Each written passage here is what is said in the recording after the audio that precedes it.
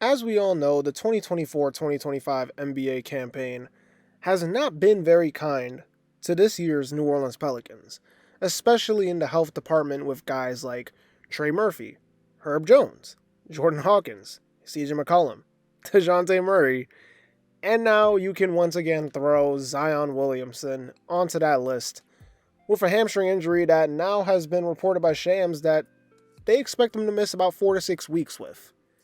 And it had been nagging him for a little while, till it finally gave on him, and now he's out.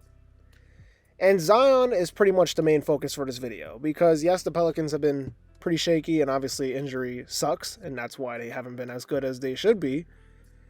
But Zion has pretty much been, you can say, a disastrous draft pick.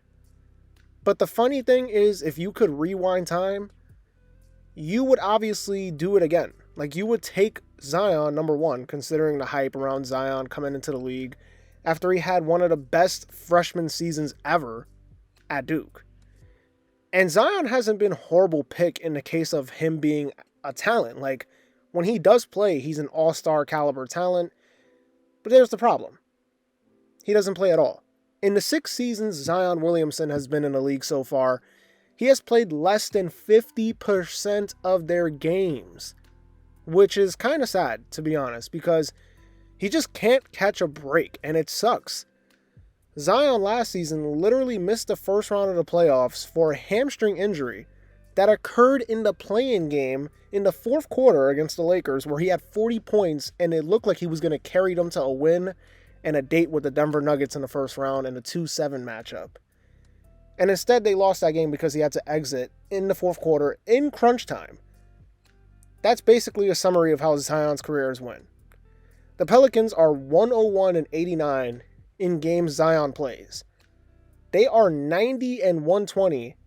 Well, with the recording of this video, we'll see. I don't know if they play tonight or not, but obviously I can change. But they are 90-120 in games he doesn't play, just to show how much of a drop-off the team takes when he's not on the floor throughout his career. But this might sound weird after the stats and things that I just discussed, basically showing Zion in a positive light. And while I do feel like Zion is really good, I feel like he hasn't also really blossomed into that superstar franchise-altering player potential that he had coming into the league. He's really good, but for his career, he's averaging nearly 25 points per game on 58% shooting from the field. And you're probably thinking, like, how could you slander him with those kind of numbers for his career? I mean, seems like a Hall of Famer, right? Well, let's put it this way. I feel like we would have been discussing Zion at this point in his career the way we were discussing, like, Wemby after last season. Like, we would have been talking about Zion by now as, like, one of the top 5, top 10 players in the league, hands down. And Zion, in a way, kind of just feels like another all-star caliber guy. Like, the way we look at guys like Siakam or, like, Julius Randle, which is a little disappointing in all reality, when we thought he'd be going, like, toe-to-toe with Luka Doncic and Nikola Jokic in the West by this point. And he's just not, and he just can't stay healthy. Zion still can't shoot. He still doesn't really move his feet well laterally to play good defense and take on those tough matchups, especially when you consider how athletic and fast twitchy he is on the offensive end. You would think he'd be taking on those matchups, but he just can't. Like, he physically cannot move laterally to do that. And he doesn't even, like, protect the rim as, like, weak side help, which at Duke, he could do those things. But obviously the college and the NBA game are two different things. And I don't know if it's just me, but I thought by this point, it would have been like a lock that it was his team already and not Ingram's. But it sort of just feels like it's in the air and like they share the team. Feels like by this time he should have been a consistent 26 to 28 point per game player, 10, 11 rebounds, 4 assists kind of guy. And I would make him one of the top 10 players in the league, most likely, with those kind of numbers and the efficiency that he has. But he just hasn't. And it's been like a little disappointing considering or combining that with his unfortunate injury history. It's kind of wild in reality. Like, he is one of the biggest what-if stories in the NBA. It's him, it's Derrick Rose, it's Brandon Roy, etc., Greg Oden, the list goes on. And there was this concern at Duke that he would probably be an injury-prone player considering the injuries that he had at Duke and the injuries he had in high school. And people didn't really want to buy into it because we were all just on the Zion Kool-Aid, like, oh, this is the next guy. This is the guy that's going to carry the torch after LeBron passes it over.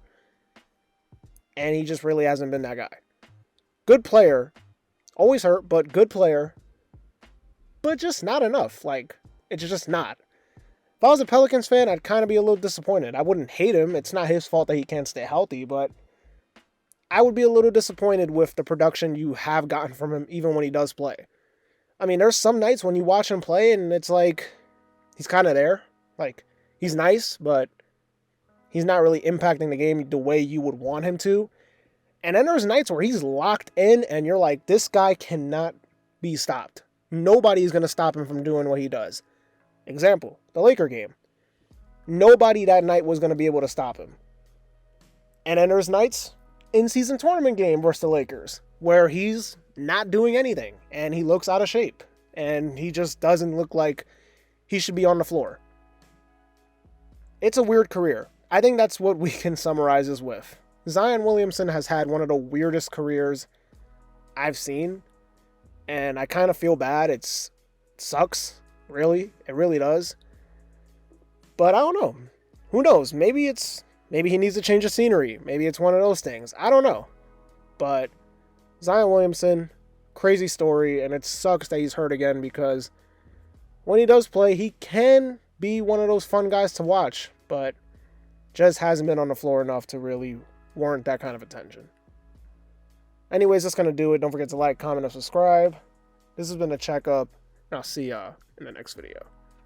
Peace.